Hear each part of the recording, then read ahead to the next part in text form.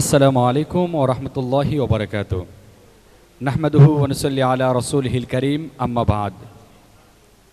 প্রিয় দর্শক বন্ধুরা, বিশ্বের প্রত্যন্ত অঞ্চল থেকে যারা আমাদের সাথে রয়েছেন, আপনাদের সকলকে আমন্ত্রণ জানিয়ে শুরু করছি আপনাদের প্রিয় অনুষ্ঠান আল খলিল হিফজুল কোরআন প্রতিযোগিতা 2025 সিজন 2।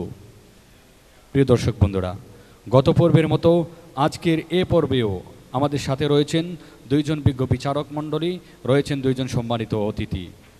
প্রথমেই আমরা তাদের সাথে আপনাদেরকে পরিচয় করিয়ে দিচ্ছি। বিজ্ঞ বিচারক মণ্ডলীর দায়িত্ব পালন করবেন হজরত মাওলানা ওলিউর রহমান, প্রতিষ্ঠাতা পরিচালক ফয়জুল হক, তাহফিজুল কোরআন মাদ্রাসা শ্রীমঙ্গল। আসসালামু আলাইকুম ওয়া রাহমাতুল্লাহি ওয়া বারাকাতুহু।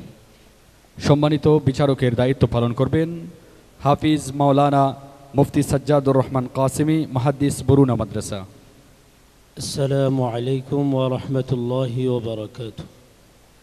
সম্মানিত অতিথির আসন অলঙ্কৃত করেছেন বরুণা মাদ্রাসার স্বনামধন্য মুহাদ্দিস হযরত মাওলানা সাইফুর রহমান।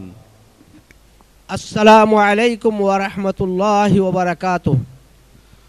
অতিথির আসন গ্রহণ করেছেন বিশিষ্ট ব্যবসায়ী আলহাজ মোহাম্মদ খায়ের খান, শ্রীমঙ্গল। আসসালামু আলাইকুম রহমতুল্লাহি ওয়া বারাকাতুহু। প্রিয় দর্শক বন্ধুরা, আজ মাহে রমাদানের 15তম রমজান। আজ আমরা শুনব তিনজন প্রতিযোগী বন্ধুর কাছ থেকে তাদের চমৎকার তেলাওয়াত। বিজ্ঞ বিচারক মণ্ডলীর রায়ে আজকের এই পর্ব থেকে পরবর্তী রাউন্ডে চলে যাবে দুজন, এবং একজন প্রতিযোগী বন্ধুকে আমরা আজকের এই মঞ্চ থেকে বিদায় দিতে হবে। তাদের মধ্য থেকে প্রথম প্রতিযোগী হিসেবে মঞ্চে আমন্ত্রণ করছি শ্রীমঙ্গলের প্রতিযোগী বন্ধু রাকিব আহমদ। আসছে রাকিব আহমদ।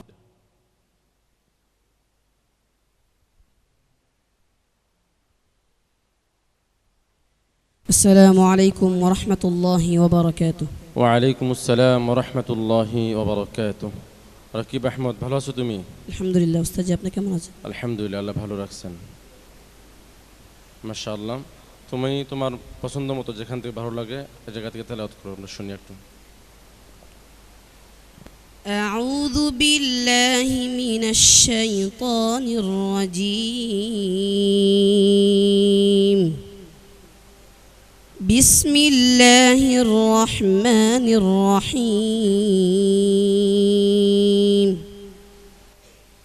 ওয়া আম্মাল কাসিতুনা ফাকানু লিজাহান্নামা হাতাবা وأن لو استقاموا على الطريقة لأسقيناهم ماء غدقا لنفتنهم فيه ومن يعرض عن ذكر ربه يسلكه عذابا صعدا وأن المساجد لله فلا تدعوا مع الله أحدا وأنه لما قام عبد الله يدعوه كادوا يكونون عليه لبدا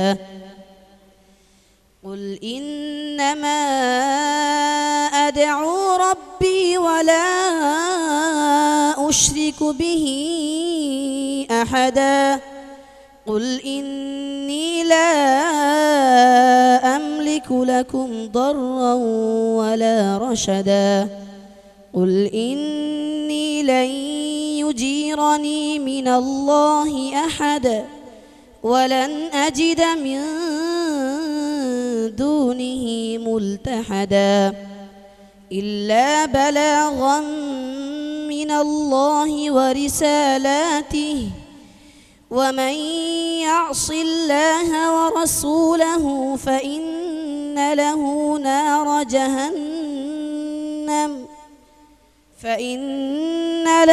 نار جهنم خالدين فيها أبدا حتى إذا رأوا ما يوعدون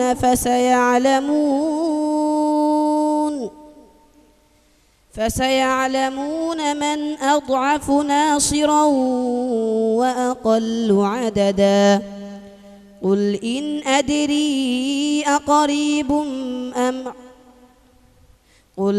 أدري أقريب ما توعدون أم يجعل له ربي أمدا عالم الغيب فلا يظهر على غيبه أحدا إلا من ارتضى من رسول فإنه يسلك من بين يديه ومن خلفه رصدا عالم الغيب فلا يظهر على غيبه أحدا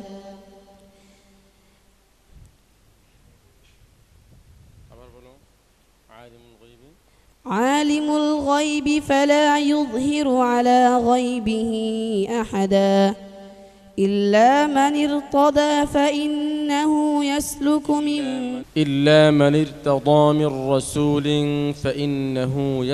من بين يديه ومن خلفه رصدا إلا من ارتضى من رسول فإنه يسلك من بين يديه ومن خلفه رصدا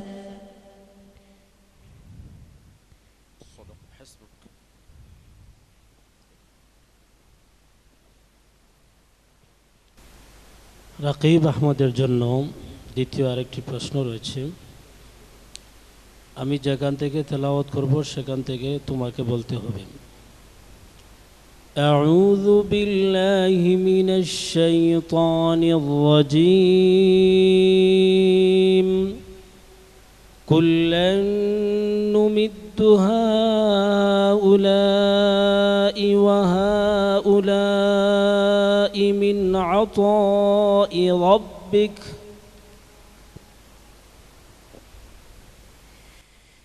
أعوذ بالله من الشيطان الرجيم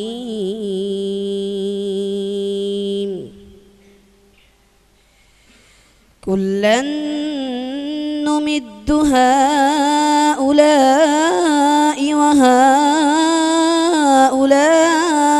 من عطاء ربك وما كان عطاء ربك محظورا انظر كيف فضلنا بعضهم على بعض وللآخرة أكبر درجات وأكبر تفضيلا لا تجعل مع الله إلها آخر فتقعد مذموما مخذولا وقضى ربك ألا تعبدوا إلا إياه وبالوالدين إحسانا إما يبلغن عندك الكبر أحدهما أو كلاهما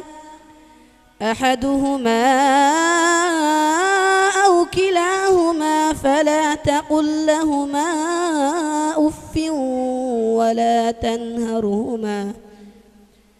ولا تنهرهما وقل لهما قولا كريما واخفض لهما جناح الذل من الرحمة وقل رب ارحمهما كما ربياني صغيرا ربكم أعلم بما في نفوسكم إن تكونوا صالحين فإنه كان للأوابين غفورا وآت ذا القربى حقه والمسكين وابن السبيل ولا تبذر تبذيرا إن المبذرين كانوا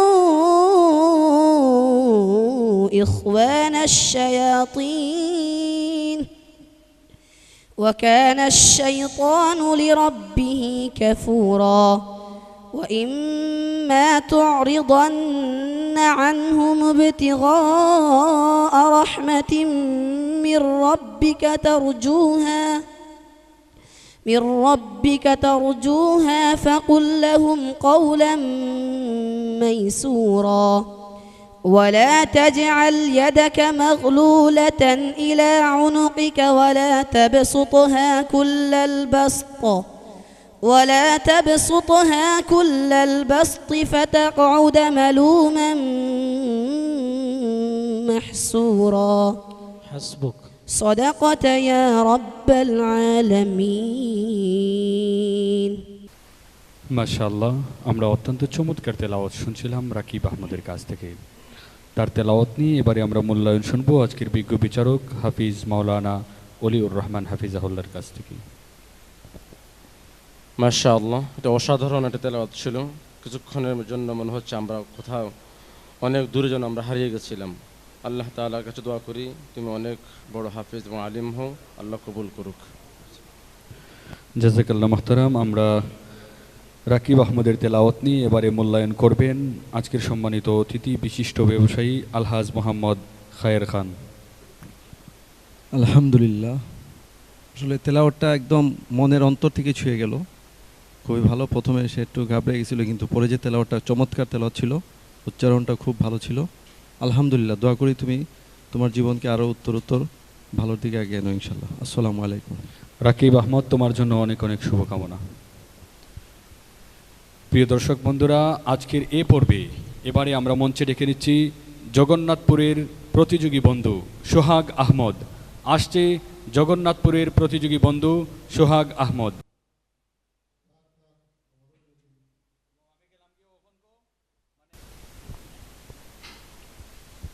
السلام عليكم ورحمة الله وبركاته। ওয়ালাইকুম আসসালাম ওয়া রাহমাতুল্লাহি ওয়া বারাকাতুহু। সোহাগ, তুমি কেমন আছো? জি আলহামদুলিল্লাহ ভালো আছি। কোরআনে কারিমের যেই জায়গা থেকে তোমার পছন্দ হয় সেই জায়গা থেকে আমাদেরকে তেলাওয়াত করে শোনাও।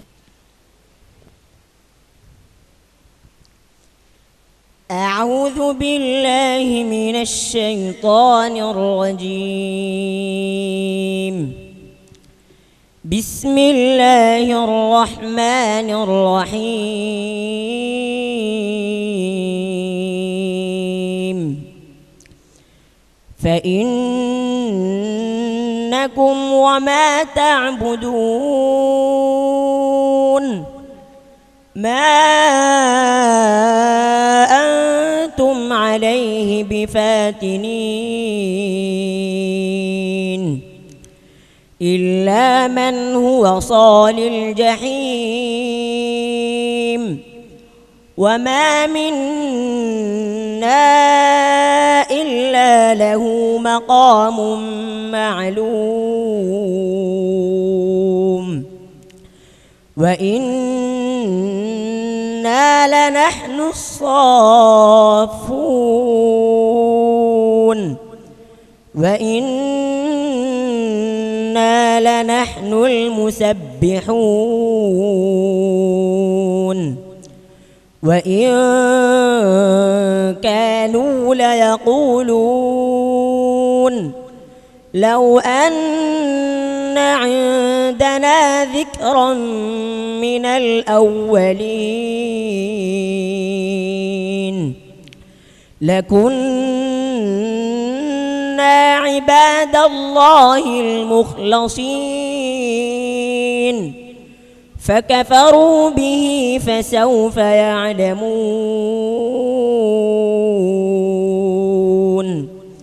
ولقد سبقت كلمتنا لعبادنا المرسلين إنهم لهم المنصورون وإن جندنا لهم الغالبون فتول عنهم حتى حين وأبصرهم فسوف يبصرون أفبعذابنا يستعجلون فإذا نزل بساحتهم فساء صباح المنذرين وتول عنهم حتى حين وأبصر فسوف يبصرون سبحان ربك رب العزة عما يصفون وسلام على المرسلين والحمد لله رب العالمين. حسبك ما شاء الله. সোহাগ আহমদ, আমি যেখান থেকে পড়বো তুমি সেখান থেকে পড়বা। أعوذ بالله من الشيطان الرجيم. بسم الله الرحمن الرحيم.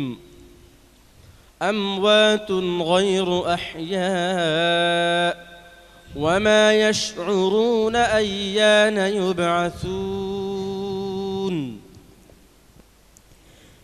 أعوذ بالله من الشيطان الرجيم.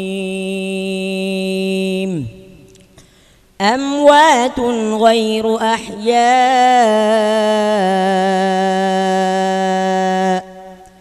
وما يشعرون أيان يبعثون. إلهكم إله واحد فالذين لا يؤمنون بالآخرة قلوبهم منكرة وهم مستكبرون.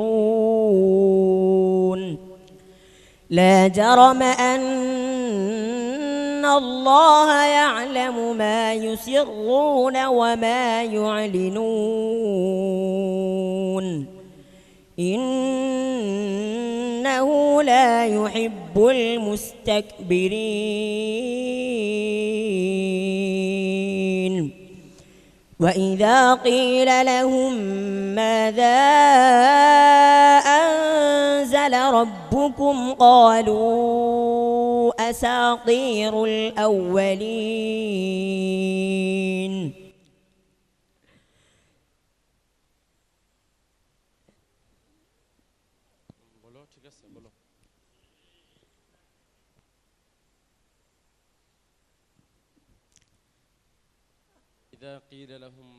وإذا قيل لهم ماذا أنزل ربكم قالوا أساطير الأولين.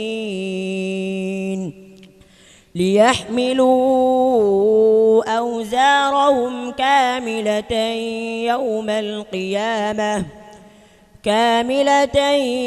يوم القيامة ومن أوزار الذين يضلونهم بغير علم ألا ساء ما يزرون. قد مكر الذين من قبلهم فأتى الله بنيانهم من القواعد فخر عليهم السقف من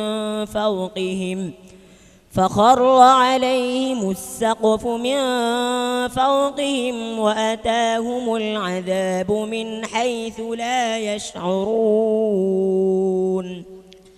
ثم يوم القيامة يخزيهم ويقول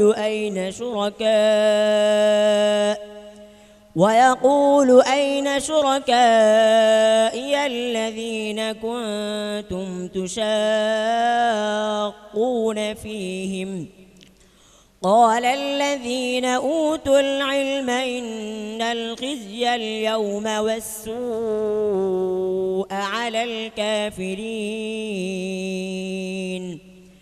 الذين تتوفاهم الملائكة ظالمي أنفسهم فألقوا السلم ما كنا نعمل من سوء بلى إن الله عليم بما كنتم تعملون حسبك صدق الله العظيم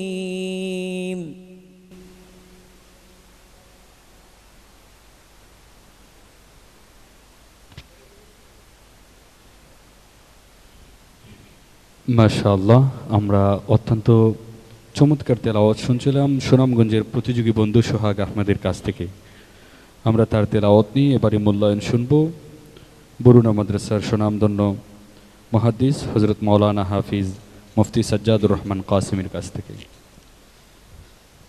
মাশাআল্লাহ, সোহাগ আহমদের তেলাওয়াত খুবই পছন্দনীয় হয়েছে। আলহামদুলিল্লাহ, তার জন্য দোয়া করি ভবিষ্যতে সে যেন আমাদের জন্য এবং আমাদের এই বাংলাদেশের জন্য একজন গর্ব হিসেবে হতে পারে। আল্লাহ পাক রব্বুল আলম তাকে যেন কোরআনের একজন খাদিম হিসেবে কবুল করে না, আমিন। সোহাগ আহমেদের তেলাওয়াত নিয়ে আমরা মূল্যায়ন শুনব বরুণা মাদ্রাসার মুহাদ্দিস হযরত মাওলানা সাইফুর রহমান হাফিজাহুল্লাহর কাছ থেকে। আসসালামু আলাইকুম ওয়া রাহমাতুল্লাহি ওয়া বারাকাতুহু। সম্মানিত দর্শক ভাই ও বোনেরা, আল খলিল এডুকেশন অ্যান্ড কালচারাল পক্ষ থেকে আয়োজিত হিফজুল কোরআন প্রতিযোগিতার ভাই সোহাগ আহমদ সুনামগঞ্জ থেকে আগত, তার তিলাওয়াত শুনে অত্যন্ত খুশি হয়েছি। আমি আশা রাখি যে যদি তার তিলাওয়াত এমনিভাবে চালিয়ে যায় তাহলে সে যেমন সালে আহমদ তাকরিমের মতোই হবে আমার আশা। আমি দোয়া করি আল্লাহর দরবারে যেন আল্লাহ রব্বুল আলামিন এই সোহাগের মাধ্যমে তার আব্বা এবং আম্মাকে নাজাতের উসিলা বানিয়ে দেয় কাল কিয়ামতের দিন, বলেন আমিন। সাথে সাথে পরিশেষে যেটা বলতে চাচ্ছি, আজকের এই আল খলিল যে একটা আয়োজন করেছে, আপনারা যারা দর্শক আছেন সবসময় আল খলিলের সেবামূলক কাজে সহযোগিতা করার জন্য আপনাদের প্রতি উদাত্ত আহ্বান জানাই। জাযাকাল্লাহ মুহতারাম সোহাগ আহমদ, তোমার জন্য অনেক অনেক শুভকামনা। আসসালামু আলাইকুম ওয়া রাহমাতুল্লাহি ওয়া বারাকাতুহু। প্রিয় দর্শক বন্ধুরা, আমরা প্রায় শেষের দিকে চলে এসেছি। এবারে মঞ্চে ডেকে নিচ্ছি আজকের এ পর্বের সর্বশেষ প্রতিযোগী হবিগঞ্জের বন্ধু মামনুন সাদি। আসছে মামনুন সাদি।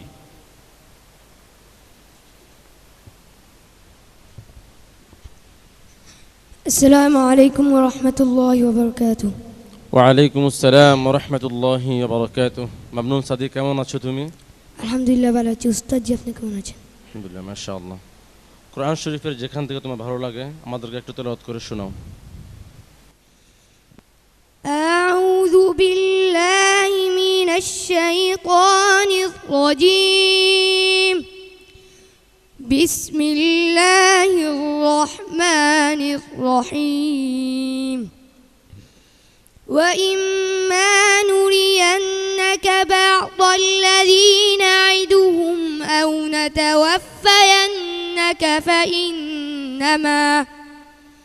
فإنما عليك البلاغ وعلينا الحساب. أولم يروا أنا نأتي الأرض ننقصها من أطرافها والله يحكم لا معقب لحكمه وهو سريع الحساب. وقد مكر الذين من قبلهم فلله المكر جميعا يعلم ما تكسب كل نفس وسيعلم الكفار لمن عقبى الدار. ويقول الذين كفروا لست مرسلا قل كفى بالله شهيدا بيني وبينكم ومن عنده علم الكتاب. بسم الله الرحمن الرحيم ألف لام را كتاب أنزلناه إليك لتخرج الناس من الظلمات إلى النور بإذن ربهم إلى صراط العزيز الحميد الله الذي له ما في السماوات وما في الأرض وويل للكافرين من عذاب شديد الذين يستحبون الحياة الدنيا على الآخرة ويصدون عن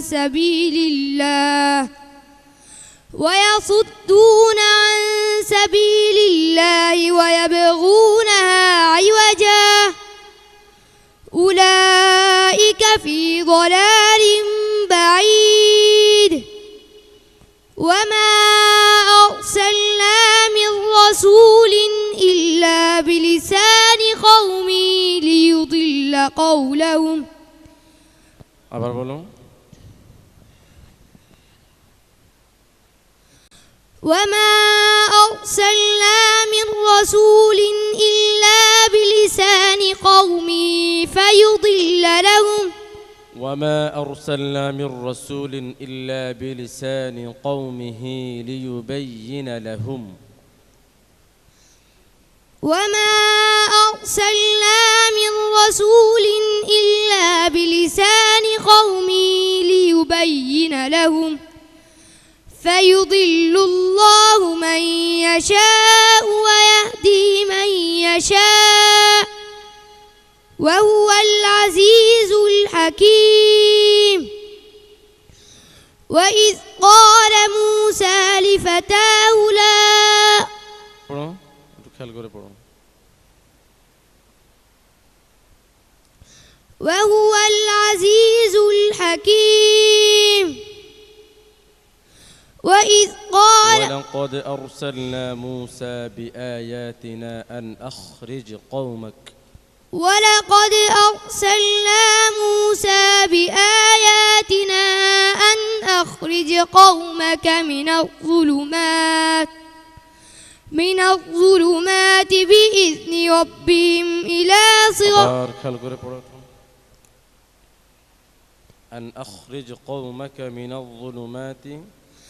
أن أخرج قومك من الظلمات بإذن ربهم إلى حسبك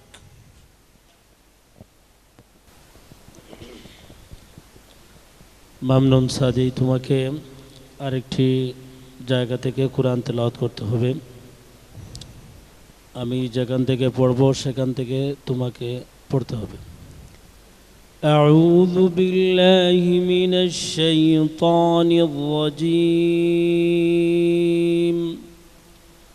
فأرسلنا فيهم رسولا منهم أن اعبدوا الله ما لكم من إله غيره أعوذ بالله من الشيطان الرجيم بسم الله الرحمن الرحيم فأرسلنا فيهم رسولا منهم أن اعبدوا الله ما لكم من إله غيره أفلا تتقون وقال الملأ من قومه الذين كفروا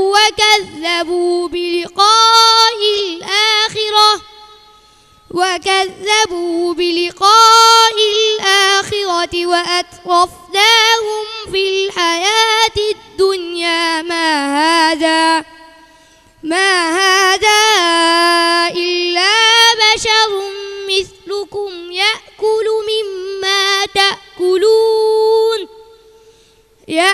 مما تأكلون منه ويشرب مما تشربون ولئن أطعتم بشرا مثلكم إنكم إذا لخاسرون أيعدكم أنكم إذا متم وكنتم ترابا وعظاما أنكم مخرجون هيهات هيهات لما توعدون إن هي إلا حياتنا الدنيا نموت ونحيا وما نحن بمبعوثين إن هو إلا رجل افترى على الله كذبا وما نحن له بمؤمنين قال رب انصرني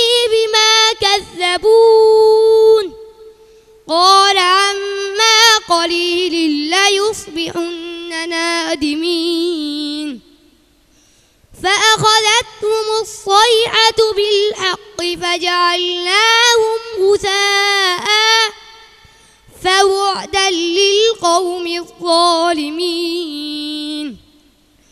ثم أنشأنا من بعدهم قرونا آخرين ما تسبق من أمة أجلها وما يستأخرون হাসবুক। صدق الله مولانا العظيم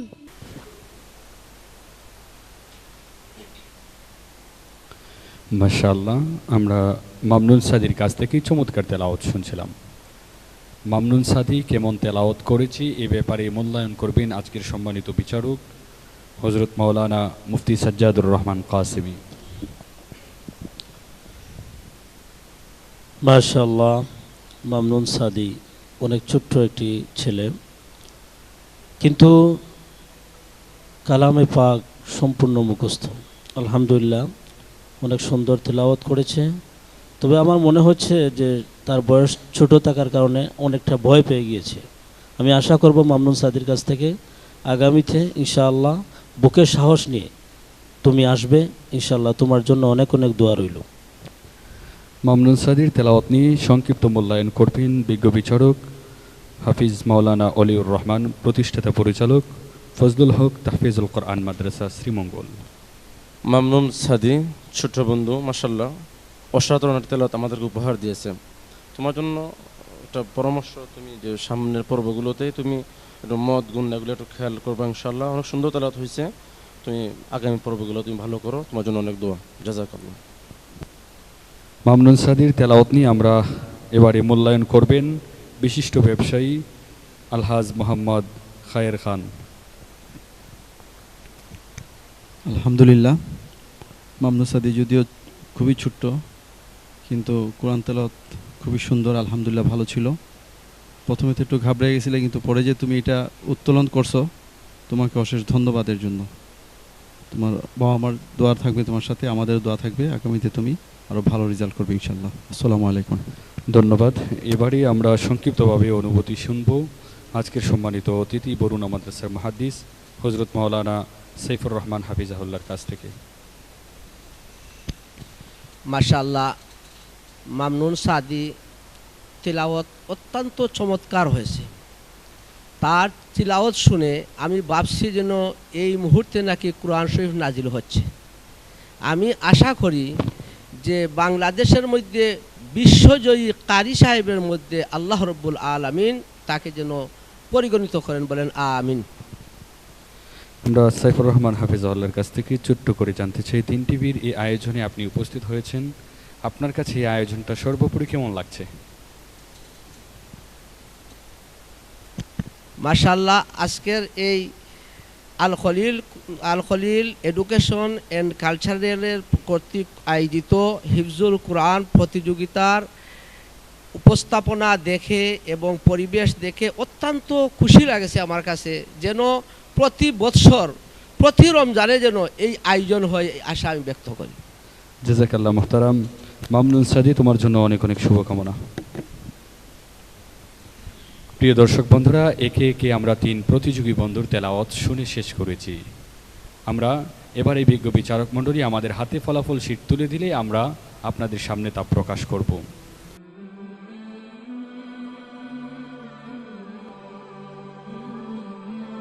বিজ্ঞ বিচারক মণ্ডলী আমাদের হাতে তাদের সুনিপুণ বিচার কার্যের ফলাফল শীট তুলে দিয়েছেন। আমরা তা প্রকাশ করার পূর্বেই 3 প্রতিযোগী বন্ধুকে মঞ্চে আমন্ত্রণ করছি।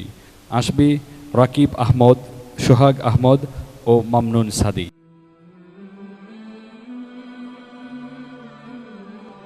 প্রিয় দর্শক বন্ধুরা, আমরা পূর্বেই বলেছিলাম আজকের এই পর্ব থেকে 3 জন প্রতিযোগী বন্ধু থেকে আমরা 2 জন প্রতিযোগী বন্ধুকে আমাদের সাথে করে নিয়ে পরবর্তী রাউন্ডের জন্য নিয়ে যাব এবং 1 জন প্রতিযোগী বন্ধুকে আজকের এই পর্ব থেকে বিদায় দিতে হবে।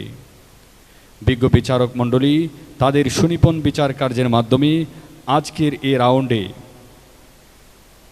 2য় স্থান অধিকার করে আমাদের সাথে নিয়ে যাওয়ার জন্য ফলাফল দিয়েছেন। আমাদের সাথে করে 2য় স্থান অধিকার করে যাচ্ছে শ্রীমঙ্গলের বন্ধু রাকিব আহমদ। রাকিব আহমদের গলায় তার পাস কার্ড পরিয়ে দিচ্ছেন আজকের সম্মানিত বিজ্ঞ বিচারক মণ্ডলী।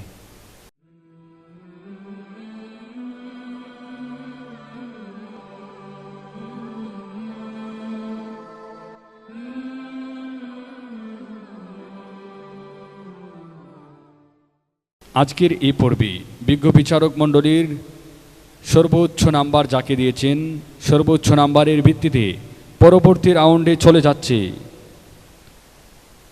সুনামগঞ্জের প্রতিযোগী বন্ধু সোহাগ আহমদ। সোহাগ আহমদকে তার পাস কার্ড পরিয়ে দিবেন আজকের সম্মানিত 2 জন অতিথি।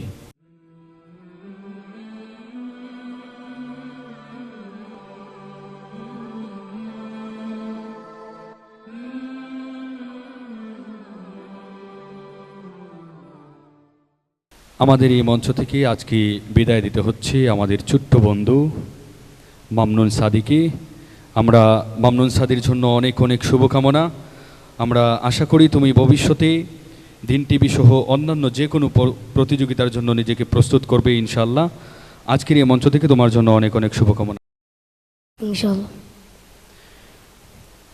প্রিয় দর্শক বন্ধুরা, দেখতে দেখতে আমরা একেবারে শেষ পর্যায়ে চলে এসেছি।